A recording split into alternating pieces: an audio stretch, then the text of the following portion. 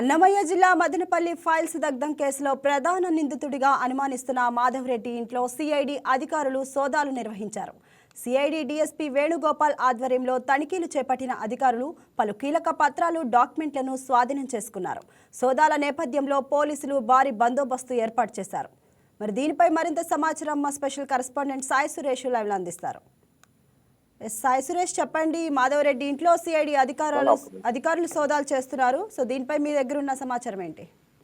Right Bhavani, ఏదైతే Madanapalle sub collector కార్యాలయంలో files దగ్ధం కేసు మరొకసారి ఏపీ సిఐడి దర్యాప్తును ముమ్మరం చేసింది. ఇందులో భాగంగా మనం చూసుకున్నట్లయితే సబ్ కలెక్టర్ కార్యాలయంలో దస్తాల దహనం కేసులో నిందితుడిగా ఉన్న మాధవరెడ్డి ఇంట్లో ఈరోజు ఉదయం నుంచి సిఐడి అధికారులు సోదాలు చేపట్టారు. మాధవరెడ్డి ఇంటికి అధికారులు చేరుకున్న సమయంలోనే అక్కడ ముందస్తుగా పోలీసు బలగాలను, పటిష్టమైన బలగాలతో సోదాలు తనిఖీ చేస్తున్నారు. ఈ తనిఖీలో భాగంగా ఇంటి నుంచి మాధవరెడ్డి ఇంటి నుంచి పలు దస్త్రాలను సిఐడి అధికారులు సేకరించినట్లు తెలుస్తుంది.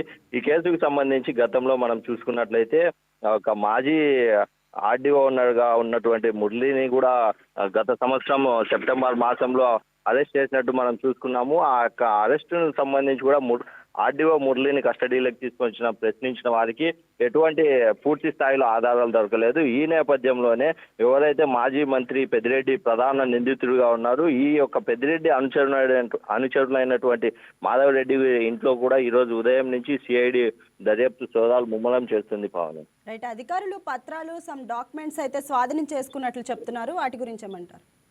రైట్ పవని, మనం చూసుకున్నట్లయితే మదనపల్లి సబ్ కలెక్టర్ వారి కార్యాలయంలో గతంలో జరిగిన ఫైల్స్ దగ్ధం కేసును చూసుకున్నట్లయితే ఈ రోజు ఉదయం నుంచి సిఐడి అధికారులు సోదాలు ముమ్మరం చేశారు. ఈ నేపథ్యంలో ఆ యొక్క మాధవరెడ్డి ఇంటి నుంచి ఆ యొక్క కార్యాలయంలో సంబంధిత అవినీతి జరిగిన పత్రాలన్నీ కూడా ఇక్కడ సిఐడి అధికారులు దర్యాప్తులో దొరికినట్లు మనం చూస్తూ వస్తున్నాం.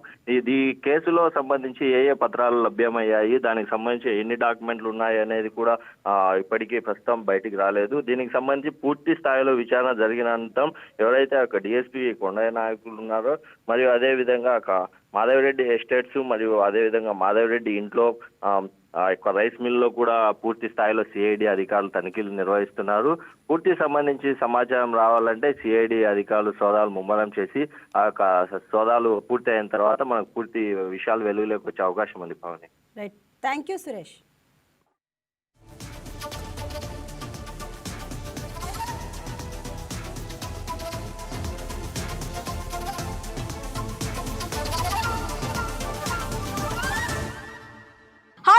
ఈ వీడియో మీకు నచ్చినట్లయితే లైక్ కొట్టి షేర్ చేసి వైకే టీవీని సబ్స్క్రైబ్ చేసుకోండి.